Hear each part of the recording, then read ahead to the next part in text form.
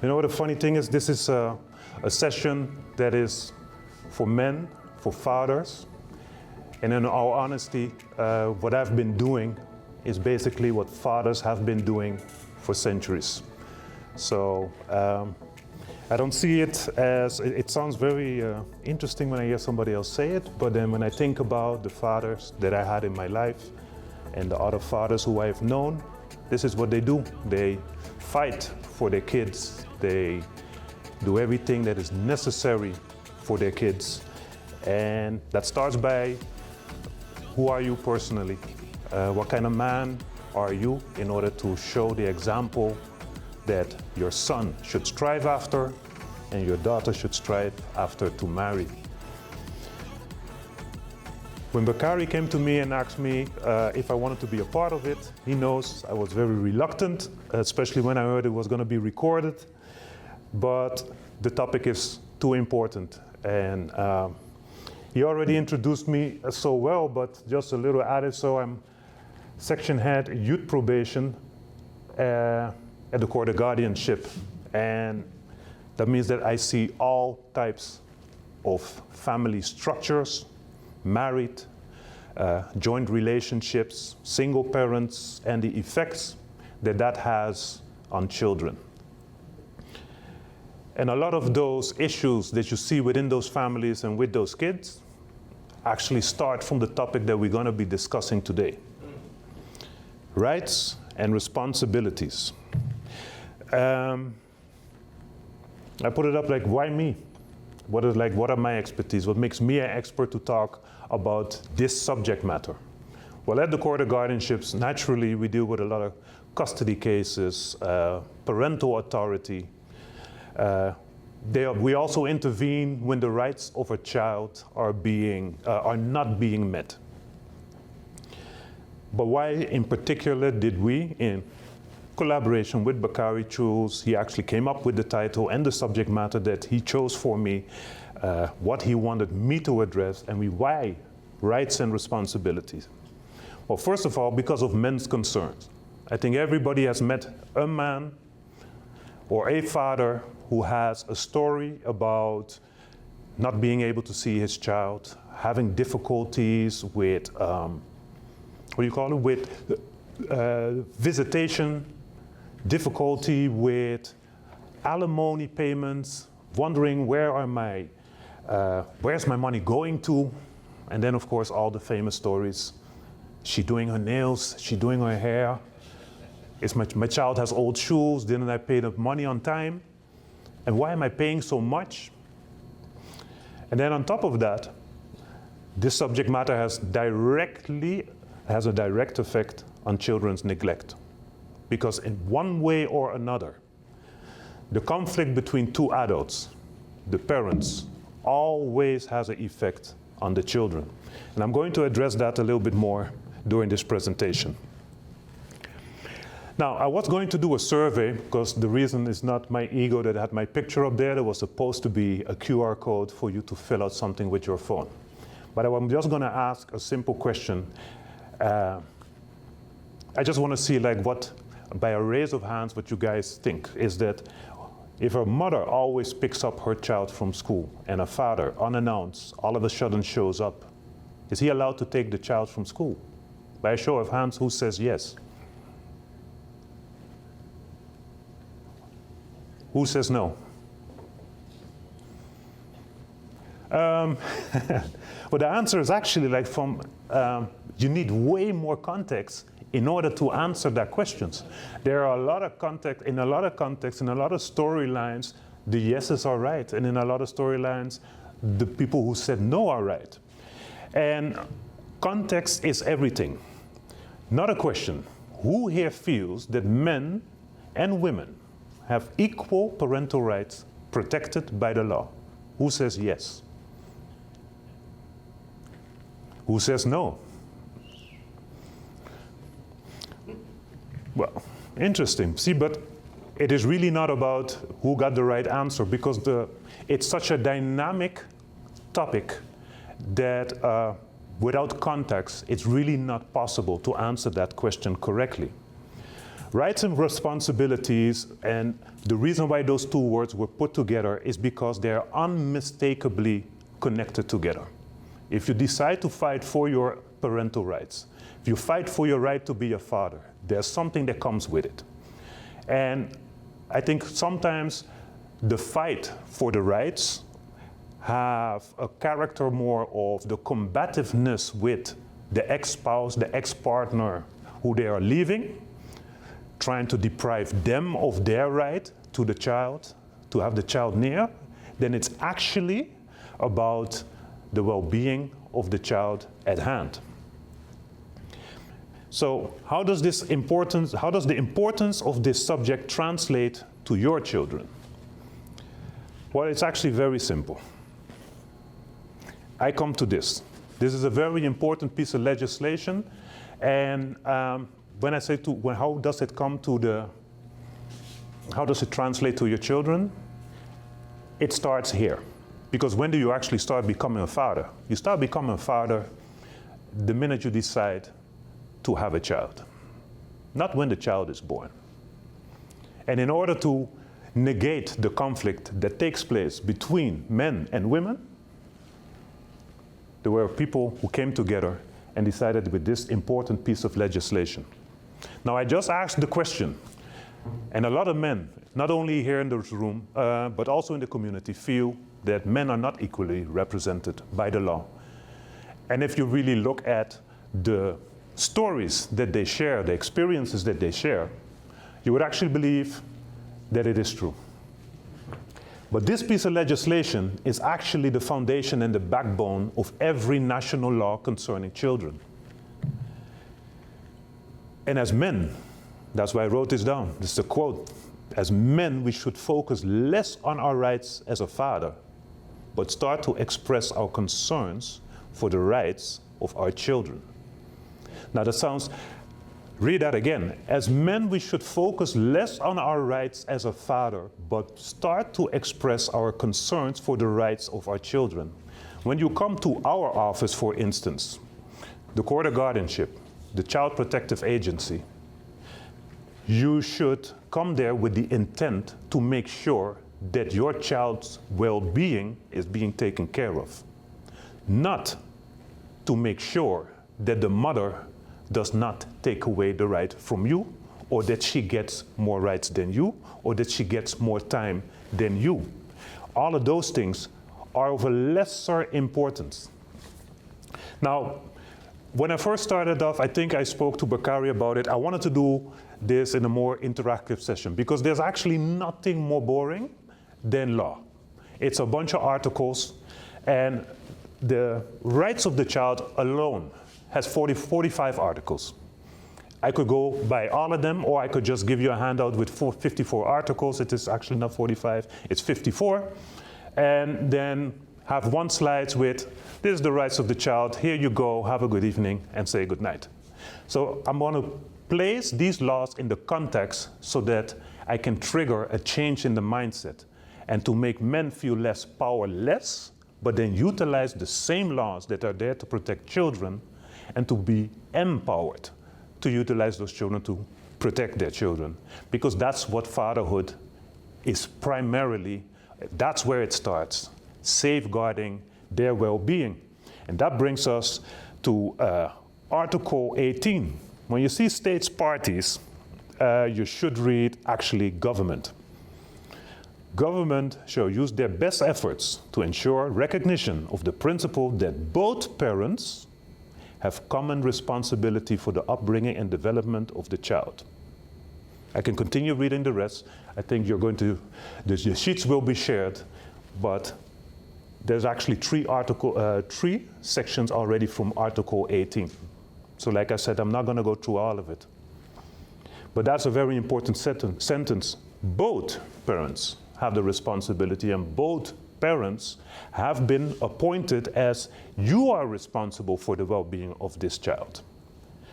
Now the government helps. That's why I felt it was important to put Article 19 there. So what does that mean? That means that the government has to put things in place that helps you safeguard these children in the event that you need something. Think about education laws, think about the court of guardianship, think about legislation that allows a police officer to go into a home to grab a child.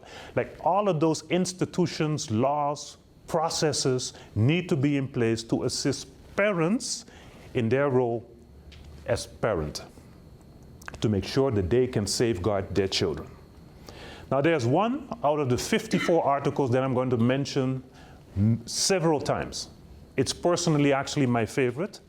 I think it's article number 3, and it's not the one that is repeated the most, but I actually think that it's the backbone of everything. And that's this one. The best interest of the child must be a top priority in all decisions and actions that affect children. Those decisions come from everybody. Parents, governments, educators, court of guardianship, and in that one I want to focus on that one in particular because when it comes to men not feeling recognized by people in my office, a judge or the child judge or any institution, it usually comes down to this topic. What decision is being made and what is the reason for that decision being made? Now, in order to deep dive into that, we actually got to find out so what is it that you're fighting for? What are parental rights actually? We're switching now to the Civil Code of St. Maarten. And the Civil Code of St. Maarten, Article 247, parental authority comprises the duty and the right of the parent to care for and raise a minor child. So, unmistakably, with the authority and with the right comes the duty to now take care of that child. So, easily put, don't come to our office if you're not going to do the work afterwards. Don't just try to gain custody to spite somebody. Be serious about the task that you want to do. And it does not end there, because the word care for and raise in the previous paragraph include caring and taking responsibility for the mental and physical welfare and safety of the child. But number 3 is actually more interesting because that is actually where it always goes wrong. Parental authority includes the duty of the parent to develop the bond of the child with the other parent. And that is actually now how people end up in our office. They clearly did not read that part. Whenever you deprive another parent from seeing their child, and that happens too often, when the situation I just sketched down there in that question, father shows up, wants to take the child from the school, makes a whole heisa, teachers are scared, they go home with the child, what do you want him to do? Or the mother says, no, you can't have him, you can't take him. It's right there in black and white. This is not the Civil Code from St. Maarten. This comes from the international rights of the child. And what you should do, and that is why I made the statement, stop focusing less on getting your rights, or your rights as a man. All of that is ego. Those thoughts come from ego. We had a session with Mr. Cooks, trying to get you in touch. Emotional intelligence, emotional development is necessary in order to acquire that, because it is necessary to place yourself outside of yourself and into the needs of a minor, of a child. Because for at least the first 18 years, they won't be able to fight for this themselves. And why do I say 18? Because especially in the Caribbean, from time you're 14, listen, do your thing because you're grown, you know. No. There are studies that say that until 25, they're actually still in need of your assistance. But at least the law states, and even the international rights of the child, they had to draw a line, and they drew the line at 18. So until 18, all these rights apply. The responsibilities, the need for those children to be in the parent's life, and the need for the parents to be in the child's life. Like I said, but this is usually where the problem starts. So how do you negate this? I think Pastor Nanton would be the first to agree with me when I say, how about you start building a foundation of a relationship first before you start on children? Why not get married? Why? What is the difference between getting married? When a child is born within wedlock, the law states that both parents automatically have equal rights. Now, it needs to be registered, but it is rarely that two married people who are happy together and who decided to create offspring and to extend their family have a problem with going to the government building and signing up. They are fine. Now, I know these are modern times. So let's say you're not married, but you're in an amicable, loving relationship, which I will advise to do when you bring a child into your home. Then you still don't have a problem, because once again, those two individuals will go to the government building, register, and now we come to the point, and the father will acknowledge the child. They will register it as such, and there is not a problem. So why does the court of guardianship usually exist? And why do we need assistance here and there? Because in a relationship that is not amicable, that's where the problems start. Because the person who you made a child with, the person who you actually fell in love with, is usually not the same person who you fell out with. And the person who you thought, he's going to be an awesome father, or that's going to be an amazing mother, that's not how you feel at that particular moment. You're going to knock on every single door, and you're going to go to every ear that is willing to listen to tell them about how bad this individual is and that they should not be around your child. So that is why it's important to start parenting before you become a parent. So now what do I mean by that, start parenting? How about trying to spend some extra time? And this is now more on the responsibilities part than on the rights part. And that's why I say one doesn't go without the other. Don't wait for it to go wrong before you start thinking about certain things. What if you say from, hey, I want my child to go to church on Sunday, say from, nah, I'm an atheist, won't work.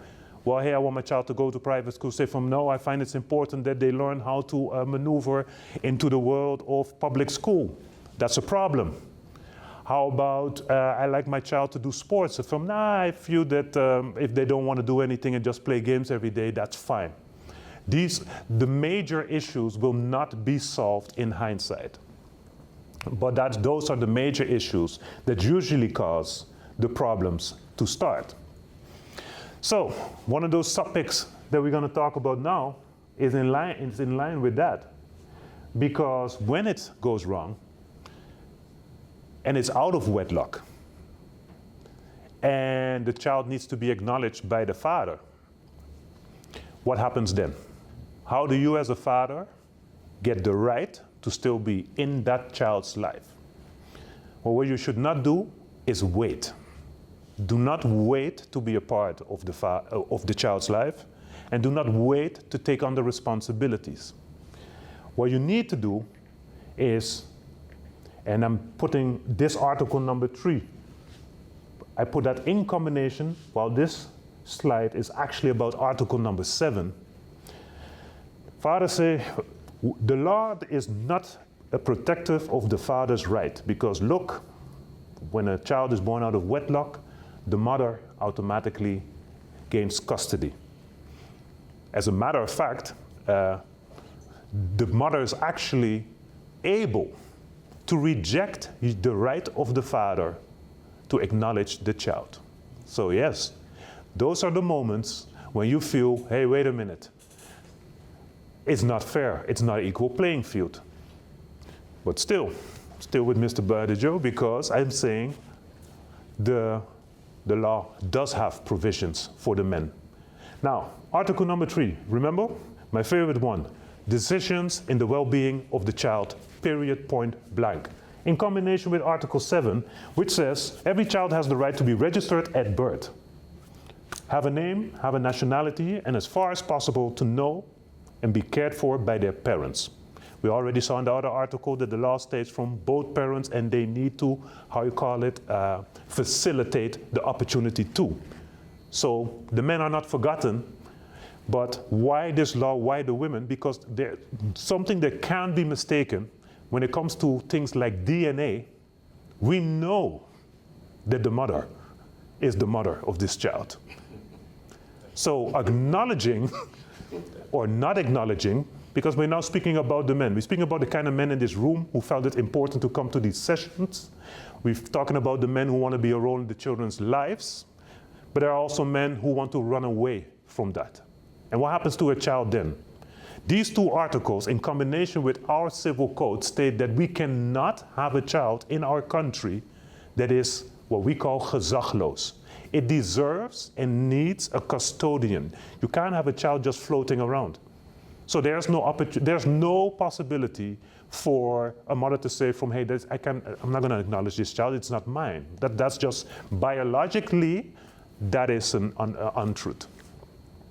So the father has to actually go to the government building and say from, hey, I want to acknowledge this child. And that can only happen if it's amicable. So if the mother says from, no, you don't want me, you don't get your child, happens. So now the father needs to take steps. And your first step is probably you're going to come to the court of guardianship and explain your situation. But this is the article from the Civil Code, where merely the maternity of a child is established, or where the parents of the child are not married to each other, nor have been married with each other, and they do not jointly exercise authority over the child. The child's mother will, by operation of law, solely exercise authority over the child. This is not a battle towards men. And I found it was important for me to state, especially since it's recorded, and since we are here in this space, and people have the opportunity to express how they feel, I think it's important that we start to change our mindset. And I won't say it is totally unjustified or unmerited, but we have to look at the context of the situation and the experiences of the men who share these experiences with us. What was your home situation about? Were you financially stable? Were there addiction issues? Was there domestic violence towards the mother so that there were concerns? Like every single little detail that comes into play, that shows what type of man you are, is going to be important. So you got to work on yourself. That's why I love the fact that actually this subject came last, because the things that Mr. Cox, Mr. Badejo, Mr. Wilson, and Pastor Nanton talked about are actually the foundation and what you put in your backpack before you go to court and claim the right for parenting and for being able to parent your own child. When you go to the courtroom and you go into that battle, it's all about what do you bring to the table towards her. And there is no judge, not in our system, not in this country, that if you are the type of man that you need to be, that you will be denied the right to your child. If anybody comes with a situation like that, please send them to me. I would really love to know how that took place. If you are willing and you are present and you have been so from the beginning, and you go to court, then there's no way that the law will turn against you. It just looks that way in offset, because the child just needs to be placed somewhere in a protective situation. And those first responsibilities, actually the total responsibilities, actually fall on the parents and not the state. So I say, so does the father have no say at all during the pregnancy? That's an interesting one. And it's a very controversial topic. So I'll say all the things that men say about these things. Yeah, well, she got pregnant. She has the right to her body, her choice. I don't have no choice in that, but I also don't have no choice to just not be a part of it. That's a very controversial topic, and I don't have the answers for you on that one. I really don't. Like, one thing is set in stone. Her body, her choice. That's the part you can't do nothing about.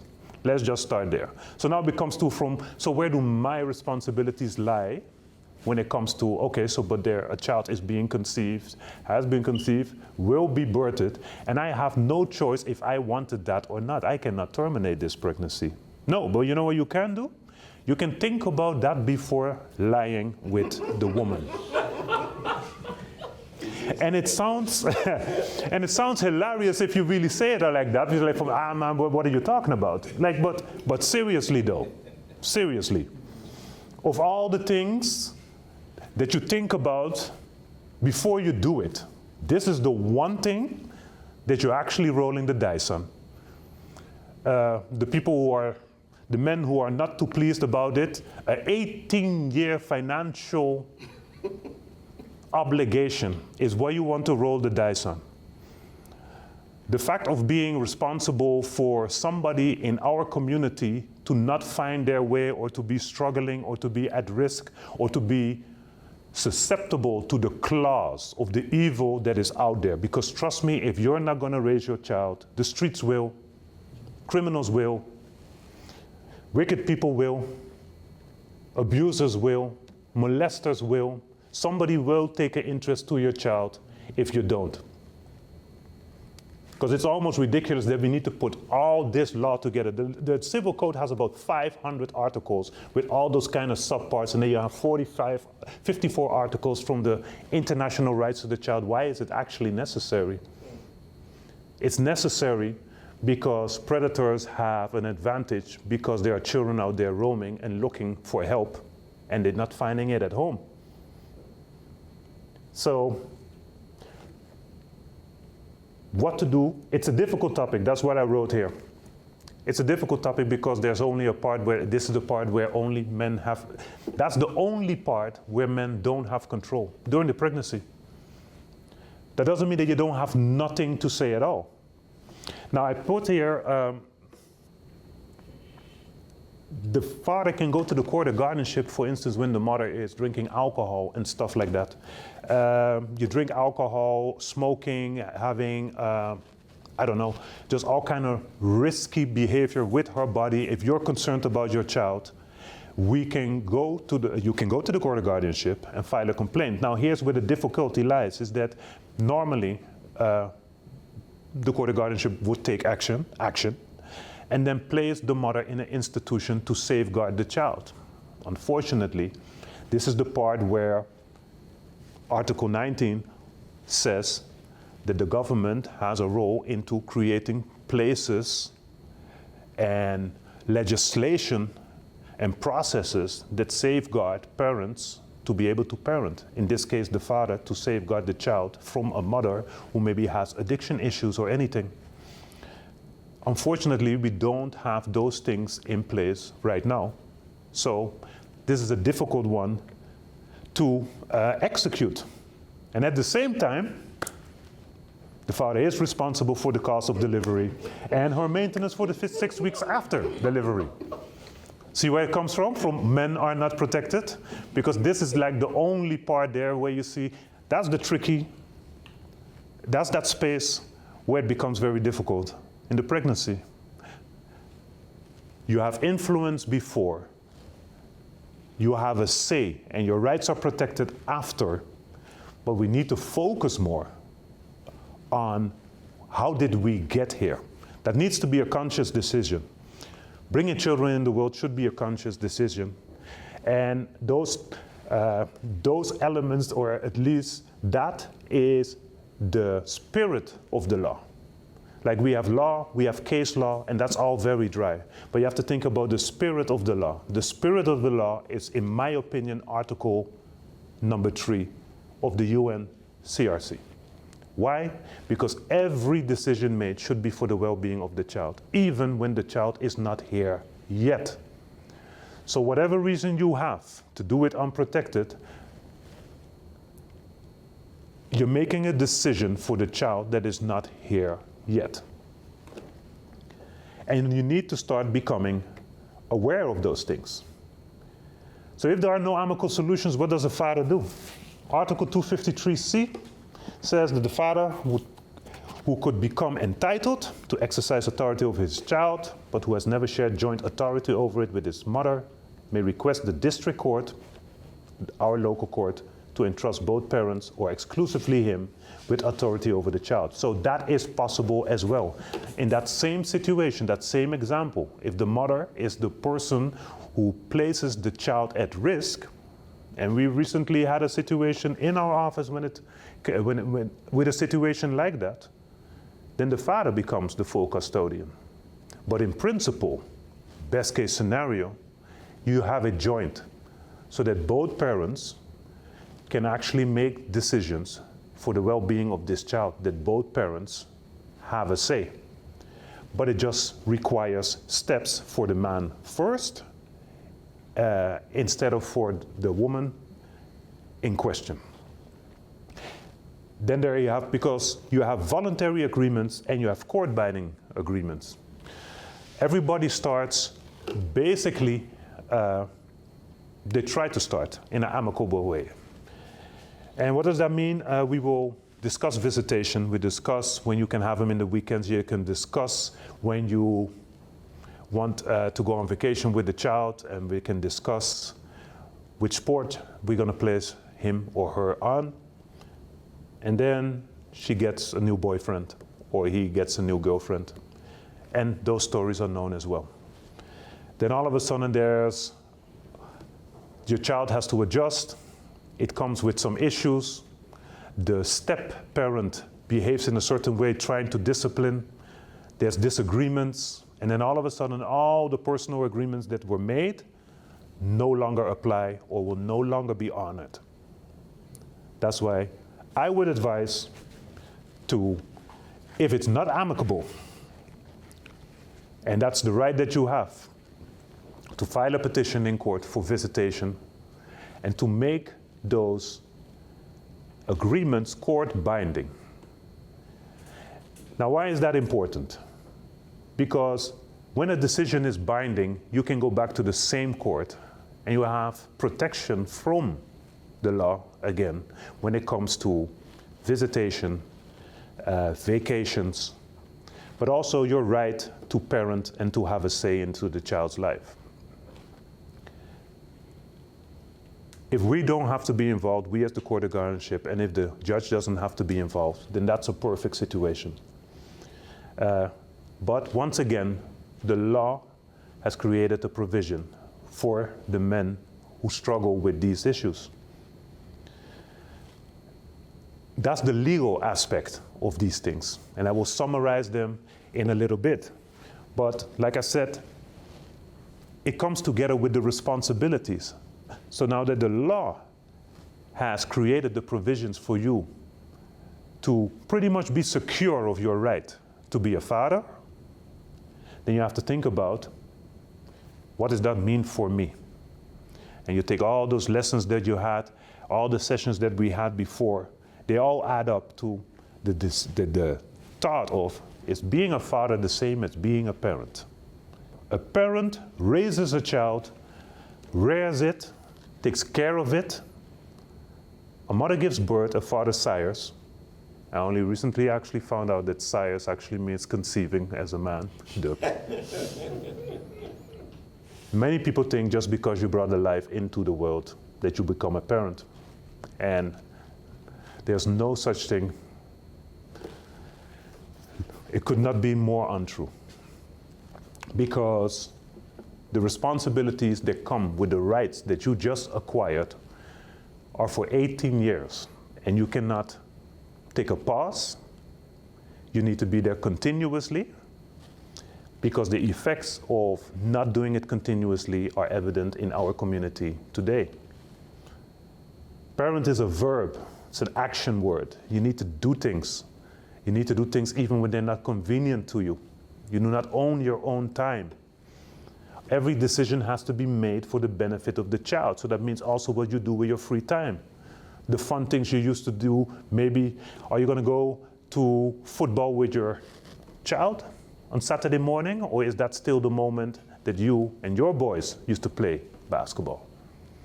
Are you going to show the support and the involvement that the child needs to see so they know, hey, I'm the number one thing on your mind. I'm the one who you fight for constantly. And when I said that men should focus more on what the child needs and the rights of the child, opposed to fighting just to for their ego, for their pride, for the fact of, oh, another man can't raise my child, I'm going to come and pick up my child now. Because when you bring that child back, you create a scar that sometimes cannot be cured. It cannot be healed. I have a recent situation that I can give as an example, that for somebody to go through the lengths of fighting for your child, only to bring that child back less than a week afterwards, because now you found out what it is to raise a child. Seems like a very simple decision, and it may seem as a victory for the mother. Not saying that this particular mother saw it as a victory, but it's a loss across the board. It's a missed opportunity for a father, and it's a big scar for that child. Do not underestimate rejection. It's a form of abuse. To know that somebody does not want you is one of the most hurtful emotions that a human being can experience. Not just in a loving relationship, not just at work when you feel that you're not appreciated, no, but especially as a child. So therefore, fight for your rights and then execute and exercise that right with passion and relentlessly. So I'm going to summarize actually the things that I just discussed, because they're very important. I would like to say, as men in this space, in this realm, parenting starts by informing yourself. I will less reluctantly help Bakari by any of his ventures in the future. There's so much more subject matter that we can talk about. I could have been talking about the specifics of visitation. Could have been talking about the financial responsibilities, for instance. Who's financially responsible? Is it equal? Why do I pay alimony and she doesn't? You know, talking about things like the law states for what we call hoofdverblijfplaats, basically, where does this child stay the majority of the time? They're all separate laws, and they're all detailed laws for specific situation, and that's why I changed my mind about the Q&A and to just flow with this session, because if we have 15 men in the room, I'll have to listen to everybody's situation specifically for 30 minutes to even come anywhere near giving you an accurate answer. That's not how child protective law works, and it can't.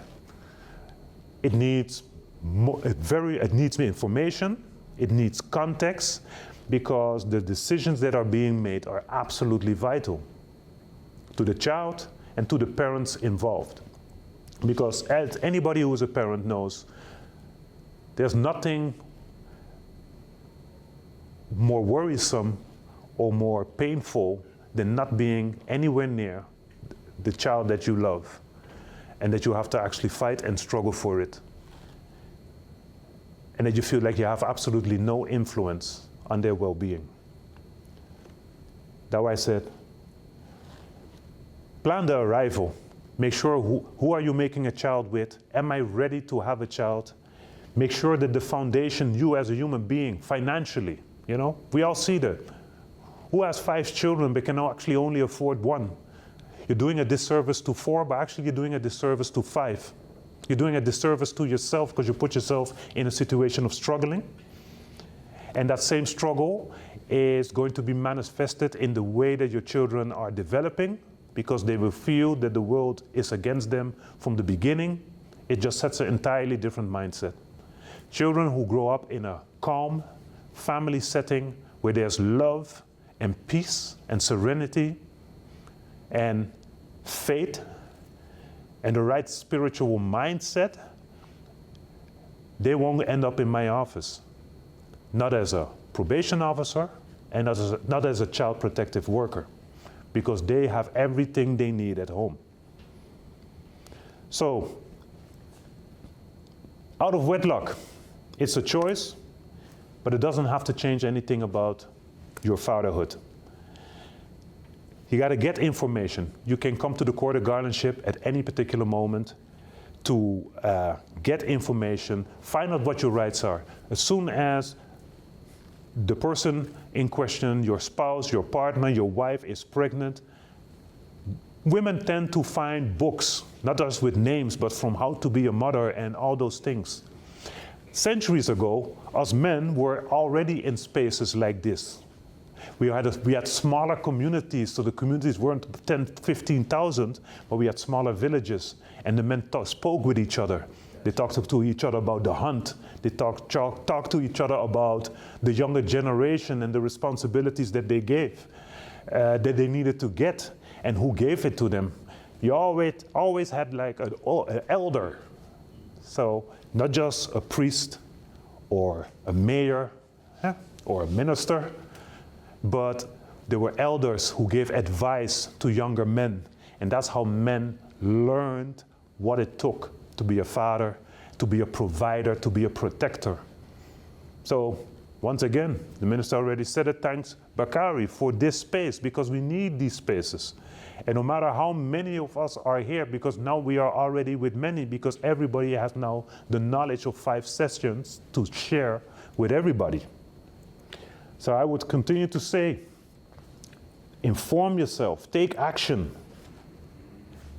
acknowledge your child. If you want the right to parent, you have to acknowledge your child. Now, once again, I'll dwell a little bit on that one. Acknowledging your child, I know that people say that, okay, and then you can't come back from it. That is not entirely true. I just want to put that one out there, that within a year of finding out that the child is actually not yours, so if you find it out, don't wait 366 days to finally take action. Within 365 days of finding out that that child is not yours, you can still file the petition and make sure that you no longer are registered as the parent. Once again, there are provisions for men who are being neglected. There are provisions for men who are not allowed to see the child. There are even provisions for men who mistakenly acknowledge the child that wasn't theirs. So I would like to end by saying, feel confident. Don't feel like you're at a disadvantage, because you're really not. And start to change the mindsets of other men who feel this way. Because by having the confidence to be a father, by having the confidence that it is possible, by having the confidence that you won't get into a whole lot of, in a legal no man's land, where there's no protection for you or your child, that is simply not true. Inform yourself and then fight a good battle, fight an informed battle. But that starts, number one, by be the man that you need to be the parent that you need to be, and then it will all end well. Now, if you need more information, put this slide in there, walk in, ask questions, give us a call, send us an email, and I hope that at least what I try to accomplish is lay out the journey or the strategy that you can walk in order to protect your rights and fight for them. And I hope it was informative enough. Thank you for your attention.